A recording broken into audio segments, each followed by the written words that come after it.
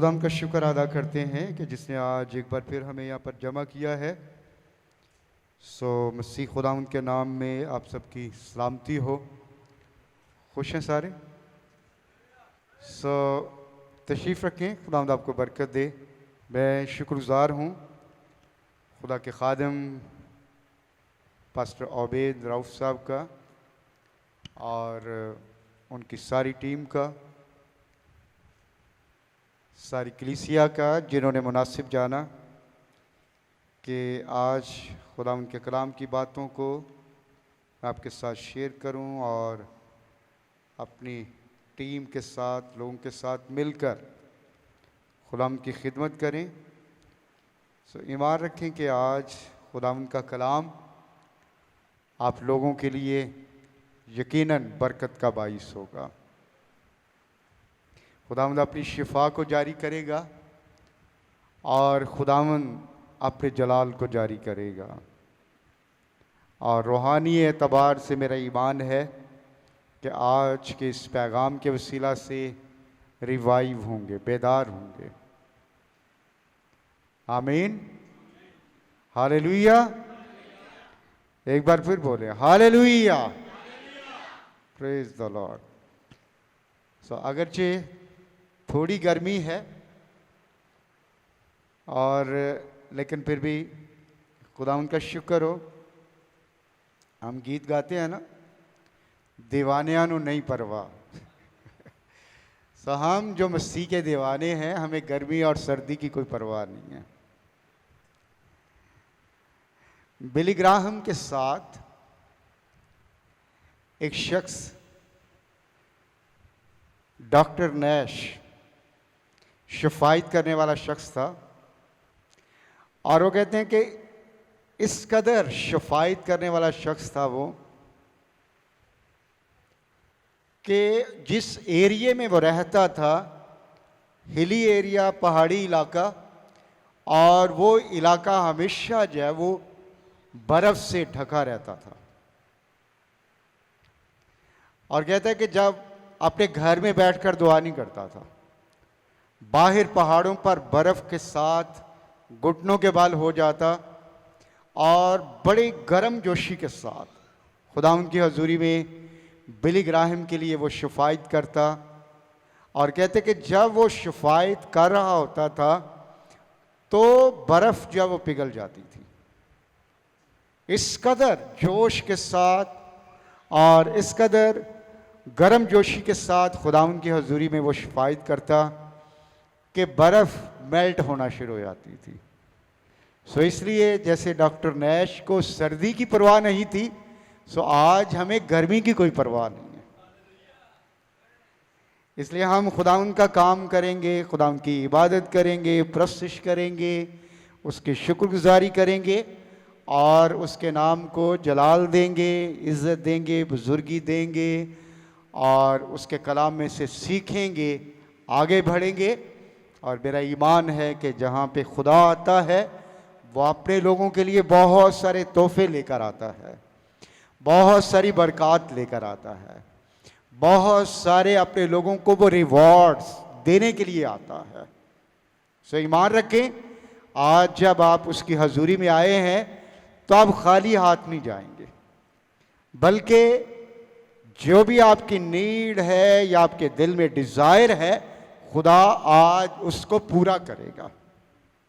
क्योंकि आप किसी इंसान के पास नहीं, बल्कि आप बादशाहों के बादशाह के पास आए हैं, रब्बुल अफ़वाज के पास आए हैं, खुदा के बेटे यीशु मसीह के पास आए हैं, जिसने कहा आसमान और ज़मीन का कुल इख्तियार मुझे दिया गया है। आप खुदा के बेटे यीशु मसीह के पास, जो खुदावंदों का खुदावंद और बादशाहों का बादशाह है। हालेलुया।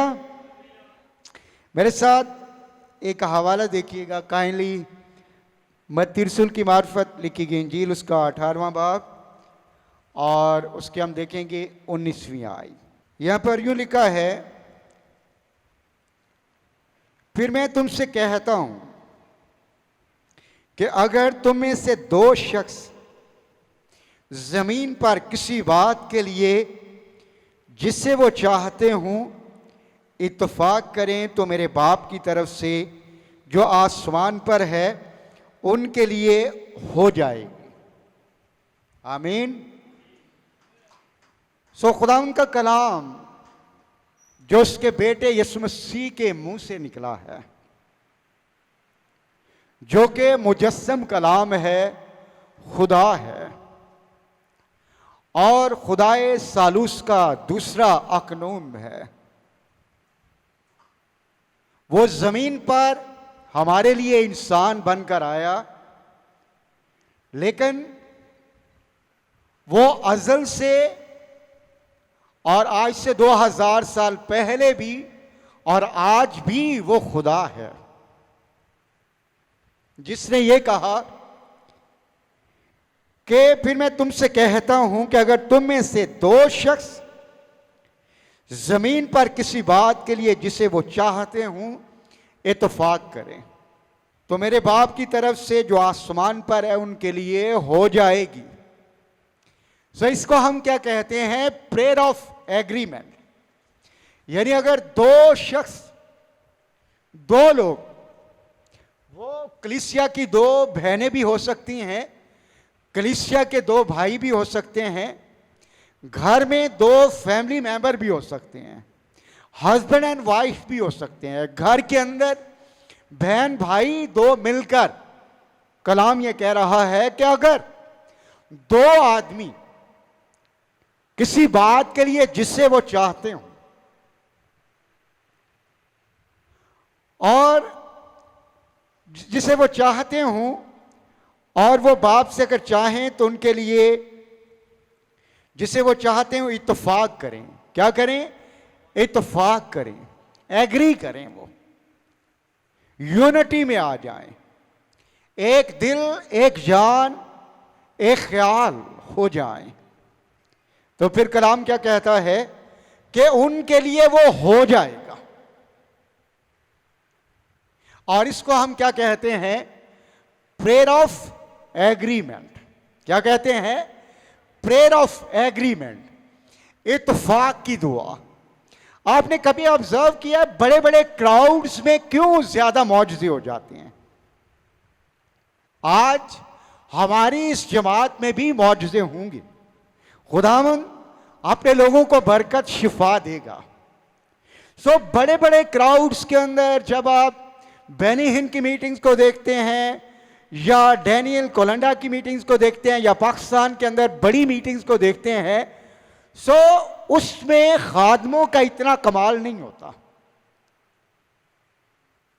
उसमें जो बुनियादी बात होती है कि लोग जो हैं वो एक रूह, एक जान या ख्याल और शिफा के लिए एक दूसरे के साथ एग्री कर जाते हैं। और जो खुदावंद यीशु मसीह ने कहा कि अगर दो आदमी जमीन पर जिसे वो चाहते हों इत्तेफाक करें तो मेरे बाप की तरफ से जो आसमान पर है उनके लिए हो जाएगा। सो खुदावंद ने किसी बड़े क्राउड का तकाजा नहीं किया, सिर्फ दो लोगों का। वो हस्बैंड एंड वाइफ भी हो सकते हैं या वो दो बहन भाई, दो बहनें, कोई भी कलीसिया के दो लोग। कलाम कहता है कि अगर वो बाहिम इत्तेफाक करें, एग्री करें, यूनिटी में आ जाएं, सो किसी भी बात के लिए, चाहे वो जॉब हो, चाहे बीमारी से शिफा हो, चाहे औलाद की बरकत हो, चाहे बच्चों की शादी के लिए वो दुआ करना चाहते हों, घरेलू मसाइल हों, किसी भी तरह के प्रॉब्लम्स हों, कलाम कहता है कि अगर दो आदमी जमीन पर किसी बात के लिए इत्तेफाक करें जिसे वो चाहते हों इत्तेफाक करें तो मेरे बाप की तरफ से जो आसमान पर है उनके लिए हो जाएगा। सो इसलिए आज हम यही सीखेंगे कि हम जब मिलकर दुआ करते हैं तो उससे किस तौर से खुदा का रूह हमारी जिंदगियों में बड़े बड़े काम करता है। और बाइबल मुकद्दस के अंदर आप देख सकते हैं कि इससे पहले के ईद पेंतिकोस्त के रोज रूहुल कुद्स नाज़िल होता, आग किसी फटती हुई ज़बानें नाज़िल होती और वो सब रूह से भर जाते, गैर ज़ुबानें बोलते।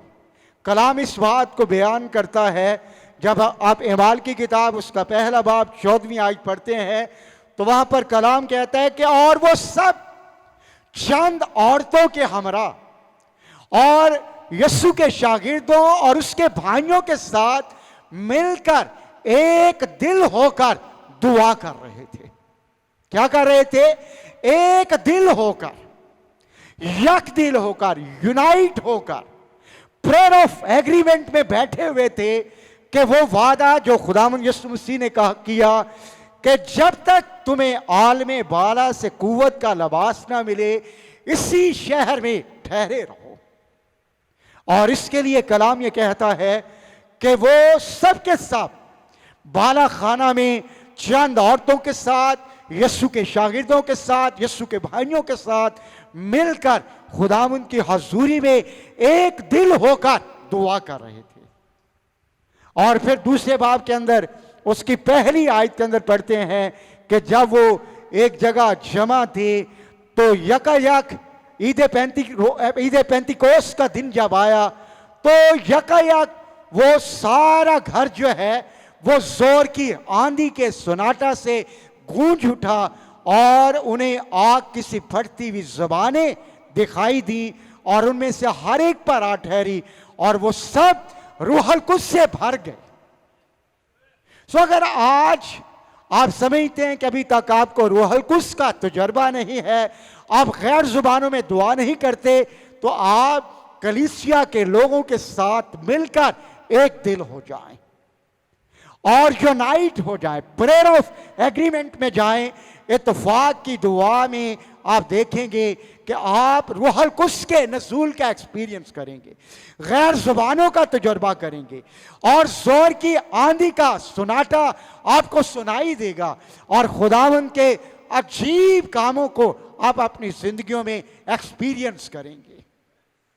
क्योंकि खुदावंद का कलाम ये कहता है कि अगर दो आदमी जमीन पर जिसे वो चाहते हो इत्तफाक करें तो मेरे बाप की तरफ से जो आसमान पर है उनके लिए हो जाएगा। और फिर अगर आप खरूज की किताब पढ़ें और उसका 17वां बाब और उसकी 8 से 13 आयत और इस सारे हवाला के अंदर आप देखेंगे कि कलाम यहां पर यूं फरमाता है। मेरे साथ देखिए जरा, खरूज की किताब उसका 17वां बाब और उसकी 8 से 13 आयत। सो ये पैसेज भी प्रेयर ऑफ एग्रीमेंट को पेश करता है। यहां पर यूं लिखा है, तब अमालीकी आकर रफीदीम में बनी इस्राएल से लड़ने लगे और मूसा ने यहोशू से कहा कि हमारी तरफ से कुछ आदमी चुन ले और जा और अमालीकियों से लड़, और मैं कल खुदा की लाठी अपने हाथ में लिए हुए पहाड़ की चोटी पर खड़ा रहूंगा। सो मूसा के हुक्म के मुताबिक यहोशू अमालीकियों से लड़ने लगा और मूसा और हारून और हूर पहाड़ की चोटी पर चढ़ गए। और जब तक मूसा अपना हाथ उठाए रहता था बनी इस्राएल गालिब रहते थे, और उसके बाद और जब वो हाथ लटका देता था तब अमालीकी गालिब होते थे। और जब मूसा के हाथ भर गए तो उन्होंने एक पत्थर लेकर मूसा के नीचे रख दिया और वो उस पर बैठ गया, और हारून और हूर एक इधर से दूसरा उधर से उसके हाथों को संभाले रहे। और फिर कलाम आगे कहता है, और यहोशू ने अमालीक और उसके लोगों को तलवार की धार से शिकस्त दी। सो यहां पर भी इस पैसेज के अंदर भी हम देखते हैं खुदा के लोगों को दुश्मनों का सामना है, अमालीकियों का सामना है, अमालीकी जो है वो खुदा के लोगों से, खुदा की जमात से, खुदा की कलीसिया से, बनी इस्राइल से आकर लड़ने लगे हैं। और कई बार आप देखते हैं कि कलीसिया में, फैमिलीज में दुश्मन जो है ना चाहते हुए, बिला वजह, विदाउट एनी रीजन जो है आपके खिलाफ मुहाज खोल लेता है। कई बार जादूगर, बदरूहें, बीमारियां, क्राइसिस, लड़ाई झगड़े, कई तरह के मसाइल जब आपके सामने आ जाते हैं और आप कहते हैं कि हमारा तो कोई कसूर भी नहीं है, हमने तो कुछ भी नहीं किया। और यहां पर भी आप देखते हैं कि इस्राएल ने अमालेकियों को नहीं छेड़ा, लेकिन तो भी कलाम कहता है कि अमालेकी बगैर किसी वजह के उनसे आकर लड़ने लगे। So sometime without any reason दुश्मन जो आपके खिलाफ हो जाता है, क्योंकि आप खुदा के लोग हैं, खुदा की प्रशिश करते हैं, उसका कलाम सुनते हैं, कलाम पढ़ते हैं, दुआएं करते हैं। सो दुश्मन इस सबब से कई बार आपका मुखालिफ हो जाता है और आपसे लड़ना शुरू कर देता है। जादूगरी और बीमारियां, मुश्किलात, स्पेल्स और कई तरह के जब वो बंधन आपके खिलाफ बांधना शुरू कर देता है। लेकिन उस सूरत में हमें क्या करना है? जैसे हम देखते हैं कि यहोशू ने और मूसा ने इस बात का फैसला किया। मूसा ने कहा कि तू हमारी तरफ से कुछ लोगों को ले जा और तू अमालेकियों से लड़, और मैं खुदा के पहाड़ पर खुदा की लाठी अपने हाथ में लिए खड़ा रहूंगा। और कलाम कहता है कि जब तक मूसा अपने हाथों को पहाड़ पर उठाए रहता, जब वो दुश्मन शिकस्त खाता, सो मूसा का खुदा की हजूरी में अपने हाथों को उठाना दुआ को पेश करता है। और कलाम कहता है कि एक वक्त आया कि मूसा थक गया। सो लीडर थक भी सकता है, लेकिन जरूरत है कि उसके साथ, जब उसके साथी खड़े हों, और खुदा ने हारून और हूर को उसके साथ खड़ा किया। वो मूसा के साथ यकदिल या ख्याल हुए, उन्होंने मूसा के हाथ पकड़ लिए और एक उधर से और एक इधर से, एक दाहिने और एक बाएं जो है मूसा के हाथ उठाए रहे। और कलाम कहता है कि जब उन्होंने मूसा के साथ एग्री किया, मूसा के हाथों को उठाया, तो कलाम कहता है कि खुदा ने अमालेकियों को तलवार की धार से यहोशू के वसीला से शिकस्त दी। सो मूसा और हारून और हूर का एक साथ इकट्ठे होना और मूसा के हाथों को हारून और हूर का उठाना जो है, याद रखें, प्रेयर ऑफ एग्रीमेंट की एक बड़ी खूबसूरत पिक्चर है।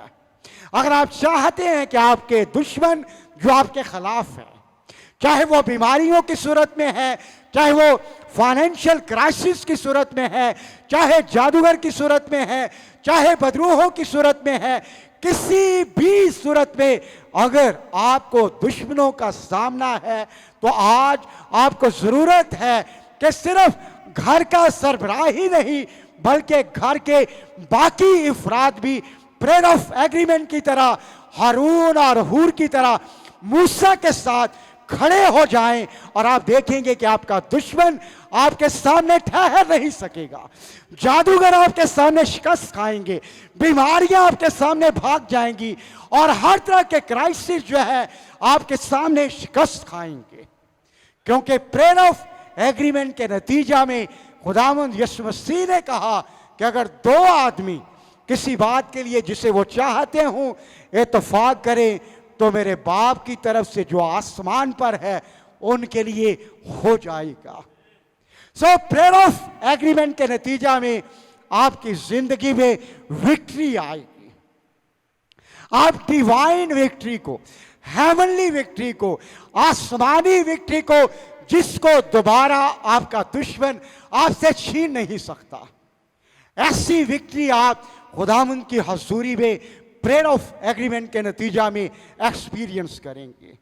और उसके बाद अगर आप देखें इमाल की किताब और उसका 12वां बाब और उसकी 5वीं आयत, और यहां पर इस बात का जिक्र है 5वीं आयत से अगर आप 12वीं आयत तक पढ़ें तो वहां पर इस बात का जिक्र है कि हेरोदीस ने याकूब को कत्ल करवा दिया और पतरस को पकड़कर जेल में बंद कर दिया।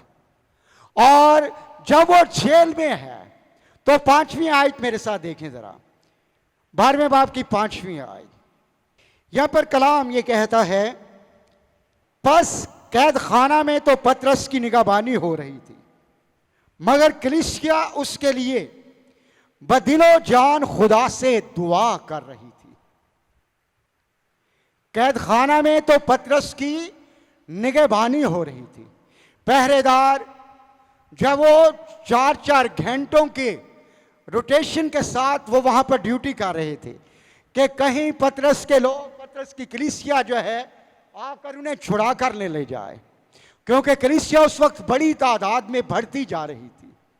सो उन्हें इस बात का भी खतरा था कि अगर हमने थोड़ा सा भी जब वो इस बात को लूज छोड़ा तो किसी वक्त भी कलीसिया जब हमला करके छुड़ा सकती है। लेकिन खुदा के लोग जो हैं वो जिस्मानी हथियारों को इस्तेमाल नहीं करते, क्योंकि पौलुस रसूल कहता है कि हमारे लड़ाई के हथियार जिस्मानी नहीं बल्कि रूहानी हैं, जो कलों को ढा देते हैं। सो इसलिए हमने जिस्मानी एतबार से दुश्मन से नहीं लड़ना, बल्कि हमने रूहानी एतबार से लड़ना है। हमने जो रूहानी असूल खुदा ने हमें दिए हैं, फास्टिंग से, प्रेयर से, वर्शिप से, ईमान से और गैर ज़ुबानें बोलने से हमने अपने दुश्मन पर फतह पानी है। और यहां पर कलाम ये कहता है कि दुश्मन ने पतरस को कैद कर दिया है, पतरस को अंदर की कोठरी में बंद कर दिया है। लेकिन कलाम कहता है कि कैद खाना में तो पतरस की निगहबानी हो रही थी, मगर कलीसिया बदिलो जान, एक दिल और एक जान होकर दुआ कर रही थी। कभी आपने अपने किसी कलीसिया के ऐसे मेंबर के लिए जो मुश्किल में चला जाए, बीमारी की कैद में चला जाए, या किसी कर्ज की कैद में चला जाए, ज्यादा कर्ज भी आ जाए तो वो भी कैद ही होती है इंसान के लिए, या किसी तरह के क्राइसिस में, मुश्किलात की कैद में चला जाए, क्या आज की कलीसिया अपने लोगों के लिए इस तौर से दुआ करती है? अगर वैसी प्रेयर्स जैसे इब्तदाई कलीसिया ने, कलाम कहता है कि जेल के अंदर, कैद खाना के अंदर पतरस की तो निगहबानी हो रही थी, मगर कलीसिया कैसे दुआ कर रही थी? बदिलो जान, पूरे दिल के साथ, पूरी जान के साथ और पूरी ताकत के साथ, पूरे रूह के साथ ऐसे दुआ कर रहे थे कि जैसे वो खुद कैद के अंदर हैं। और कलाम कहता है कि खुदा ने उनकी दुआ के नतीजा में इतना बड़ा काम किया कि आसमान पर से एक फरिश्ते को भेज दिया। हालेलुया। सो आपकी प्रेयर ऑफ एग्रीमेंट के नतीजा में फरिश्ते मूव करेंगे, फरिश्ते हरकत में आ जाएंगे, आसमान पर याद रखें हलचल होगी। जब आप बदिलो जान अपने मसाइल, अपनी मुश्किलात, अपने खानदानी और कलीसियाई मसाइल के लिए, इश्यूज के लिए खुदा उनकी हजूरी में दुआ करेंगे। कलीसिया ने पतरस की रहाई के लिए बदिलो जान दुआ की, और कलाम कहता है खुदा ने अपने फरिश्ते को भेजा। फरिश्ते को दरवाजे नहीं खोलने पड़े, बल्कि वो डायरेक्ट ही कोठरी के अंदर आ गया। हालांकि पहले सेहन है और उसके बाद फिर एक पोर्शन है, और उससे, उस पोर्शन से एक हॉल, और इस हॉल के पीछे एक इंतहाई छोटी सी कोठरी है, छोटा सा रूम है जिसके अंदर पतरस बंद है। लेकिन आपका खुदा जो है, याद रखें, हर जगह पर पहुंचने की कुव्वत रखता है, और उसकी एक्सेस, उसकी रसाई जो है वो हर जगह है। इसीलिए खुदा का बंदा जब वो दाऊद कहता है कि खुदाया तेरी रूह तो मैं भला न सके कहां किधर जाऊं, सो आपका खुदा, याद रखें, चाहे जहां कहीं भी आपके लोग हों, चाहे वो पाकिस्तान में हों, चाहे पाकिस्तान से बाहर हों, आपका खुदा हर जगह मौजूद है और हर जगह पहुंच जाता है। अपने फरिश्तों के वसीला से अपने लोगों को रहाई देने के लिए, आजादी देने के लिए। और फरिश्ता आया, उससे पतरस को जगाया, उससे कहा अपना कमरबंद पहन ले, फिर अपनी जूती पहन ले। और जब वो वहां से निकले, दरवाजा, जब वो कोठरी का दरवाजा खुल गया, आगे जो मेन एंट्रेंस थी वो भी खुल गई, फिर जेल का जो मेन फाटक था वो भी उनके सामने खुलते चले गए। सो खुदावंद आपकी दुआओं के नतीजा में जो बंद दरवाजे हैं उनको खोल देता है। दुश्मन कई बार आपको कैद कर लेता है, कई बार आपके लिए दरवाजों को बंद कर देता है, लेकिन याद रखें, आपकी दुआओं के नतीजा में खुदा अपने फरिश्तों को भेजता है और उन बंद दरवाजों को खोल देता है। हालेलुया। सो इसलिए घरों के अंदर प्रेयर ऑफ एग्रीमेंट को अपनी जिंदगियों में, घरानों के अंदर लेकर आए। और मेरा यह ईमान और मेरा यह तजुर्बा है, खानदानी दुआ और कलीसियाई दुआ, और इसके साथ साथ जो आपके छोटे छोटे फैमिली यूनिट्स और आपके जो कलीसियाई यूनिट्स हैं, लीडर के साथ मिलकर दुआ करना आपकी जिंदगी में बड़े बड़े मौजज़ात और बड़े बड़े कामों को जाहिर करेगा। मैंने पर्सनली गुज़रे सालों में इस चीज़ को बहुत एक्सपीरियंस किया। जब भी अपने साथी पासवानों के साथ मिलकर दुआएं की, खुदा ने बड़े बड़े काम किए, बंद दरवाज़ों को खोला। खुदा ने जब वो हर एतबार से बरकत दी, जब फैमिलीज़ के साथ, अपनी फैमिली के साथ, बीवी और बच्चों के साथ मिलकर दुआएं की, तो खुदा ने बड़े मौजज़ात, अजीब काम, जलाली काम, हमारी सोच और ख्याल, तवक्कुआत से भी बढ़कर बड़े बड़े काम किए। और मैंने इस वर्ड्स को अपनी जिंदगी में बहुत एक्सपीरियंस किया है। और अगर आप चाहते हैं कि आप भी ऐसे ही इस वर्ड्स को अपनी जिंदगी में एक्सपीरियंस करें, तो आज से इसका आगाज हम यहीं से करेंगे। और हम इस मीटिंग के इख्तिताम पर मिलकर दुआ करेंगे एक दूसरे के लिए। और जैसे यीशु ने कहा कि अगर दो आदमी इत्तेफाक करें जिसे वो चाहते हों, तो मेरे बाप की तरफ से जो आसमान पर है उनके लिए हो जाएगा। तो आप ईमान रखें कि जब आप लोगों के लिए दुआ की जाएगी, हम मिलकर एग्री करेंगे, एक दूसरे का हाथ पकड़ेंगे हम, और ईमान रखें कि वो आपकी बरकत जो बड़े लंबे अरसे से रुकी हुई हैं, दुश्मन ने बांधी हुई हैं और दरवाजे बंद किए हुए हैं, ईमान रखें कि खुदावंद उन बंद दरवाजों को आपके लिए खोल देगा। हम देखेंगे कि प्रेयर ऑफ एग्रीमेंट के नतीजा में आपकी जिंदगी में हीलिंग आएगी। मेरे साथ एक हवाला देखें, लूका की इंजील उसका 5वां बाब और उसकी 17 से 26वीं आयत। यहाँ पर हम कुछ लोगों की जो है वो पढ़ते हैं कहानी। यहाँ पर लिखा है, और एक दिन ऐसा हुआ कि वो तालीम दे रहा था और फरीसी और शरा के मुअल्लिम वहाँ बैठे थे, जो गलील के हर गांव और यहूदिया और यरूशलेम से आए थे, और खुदावंद की कुदरत शिफा बख्शने को उसके साथ थी। यहाँ यीशु है, वहाँ शिफा की कुदरत मौजूद है। हालेलुया। सो यीशु यहाँ मौजूद है, इसलिए शिफा की कुदरत भी यहाँ मौजूद है। सो हमने क्या करना है, आगे पढ़ें क्या लिखा है यहाँ पर। और देखो, कई मर्द एक आदमी को जो मफलूज था चारपाई पर लाए और कोशिश की कि उसे अंदर लाकर उसके आगे रखें, और जब भीड़ के सबब से उसको अंदर ले जाने की राह ना पाई, तो कोठे पर चढ़कर कपरेल में से उसको कटोले समेत बीच में यीशु के सामने उतार दिया। अब आगे पढ़ें क्या लिखा है। उसने उनका ईमान देकर कहा, ऐ आदमी, तेरे गुनाह माफ हुए।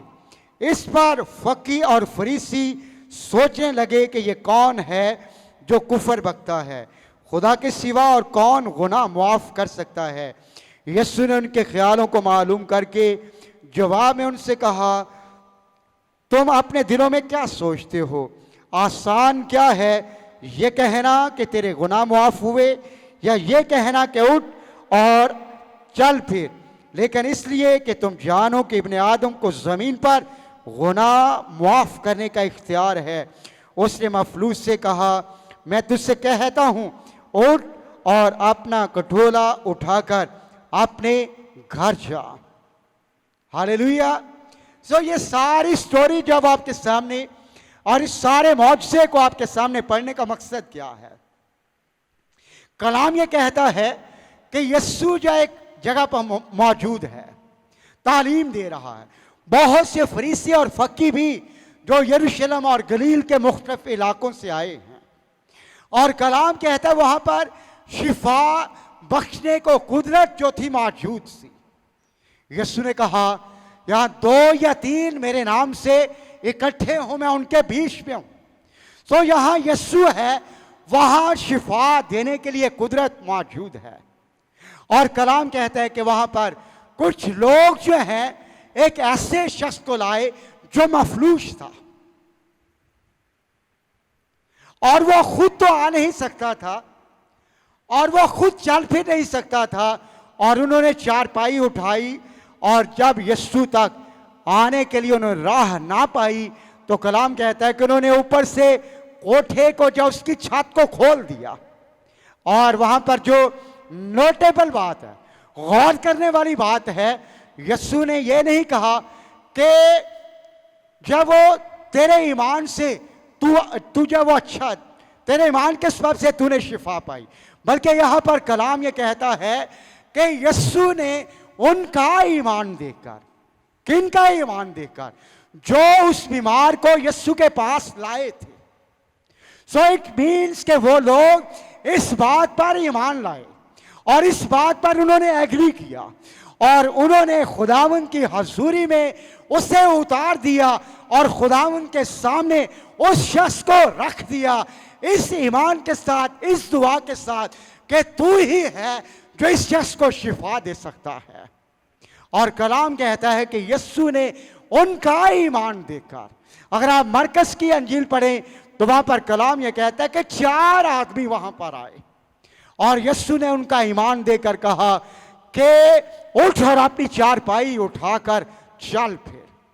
सो कई बार हो सकता है जो शख्स बीमार है, कमजोर है, बीमारी कमजोरी के बायस उसका ईमान भी कमजोर हो चुका है, लेकिन जब चंद लोग मिलकर खुदा की हजूरी में उसके लिए, इस शख्स के दोस्तों की तरह, इस शख्स के रिलेटिव्स की तरह, जो शख्स खुद कमजोर है, जो शख्स खुद बीमार है, जो शख्स खुद चल फिर नहीं सकता, लेकिन उसके दोस्तों ने दलेरी की, उसके दोस्तों ने बाहिम एग्री किया कि आओ हम इसे यीशु के पास ले जाते हैं। और उनके जब वो फेथ ऑफ एग्रीमेंट और उनके प्रेयर ऑफ एग्रीमेंट के नतीजा में एक बीमार शख्स जो है शिफा पा गया। Hallelujah. So prayer of agreement के नतीजा में आपके घराने में, आपकी जिंदगियों में, आपके खानदान, कलीसिया में, रिलेटिव्स में भी खुदा शिफा का काम कर सकता है। याकूब के खत में याकूब रसूल कहता है कि अगर तुम में कोई बीमार हो तो वो कलीसिया के बुजुर्गों को बुलाए, और जब वो उसके लिए तेल मलकर दुआ करेंगे। सो यहां पर भी अगरचे तेल का जिक्र है, लेकिन यहां पर भी याद रखें, मिलकर, जब वो मिलकर खुदा की हजूरी में दुआ करेंगे। सो यहां पर भी है कि जब कलीसिया के बुजुर्ग, कलीसिया के पासवान, कलीसिया के लोग या खानदान के कुछ इफराद मिलकर खुदा की हजूरी में एक बीमार शख्स के लिए दुआ करेंगे, तो कलाम ये कहता है कि बीमार बच जाएगा। और यहां तक कि अगर उसने कोई गुनाह भी किए हों तो वो भी मुआफ हो जाएंगे। सो प्रेयर ऑफ एग्रीमेंट जो है आपकी लाइफ में विक्ट्री को लाएगी, फतह को लाएगी। आपकी जिंदगी में रूहुल कुद्स के बहाव और उसके नसूल को लेकर आएगी। पाक रूह की नेमतें और गैर जुबानों का तजर्बा आप करेंगे। और प्रेयर ऑफ एग्रीमेंट के नतीजा में कलाम ये कहता है कि आपके लिए बंद दरवाजे जो दुश्मन ने काफी देर से बंद कर रखे हैं, वो दरवाजे आपके लिए खुल जाएंगे। और प्रेयर ऑफ एग्रीमेंट के नतीजा में खुदा आपकी जिंदगी में शिफा को लेकर आएगा। आमीन, आमीन। सही, हम अपने सरों को खुदा की हजूरी में झुकाएं और दुआ करें। और आज मेरा ईमान है कि जब हम सब मिलकर एक दूसरे के लिए खुदाम की हजूरी में दुआ करेंगे, सो खुदामंद आपकी जिंदगी में बड़े बड़े काम करेगा। खुदामंद जलाली काम करेगा, क्योंकि वो अपने वादा के मुताबिक यहां मौजूद है। अपने कलाम को पूरा करने के लिए हमेशा बेदार रहता है।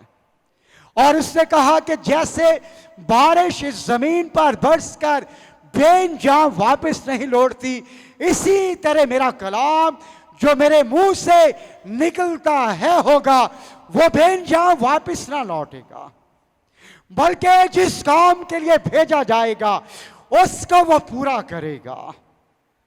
सो आज खुदावंद अपने कलाम को पूरा करेगा। खुदावंद आज आपकी जिंदगी में बड़े बड़े काम करेगा।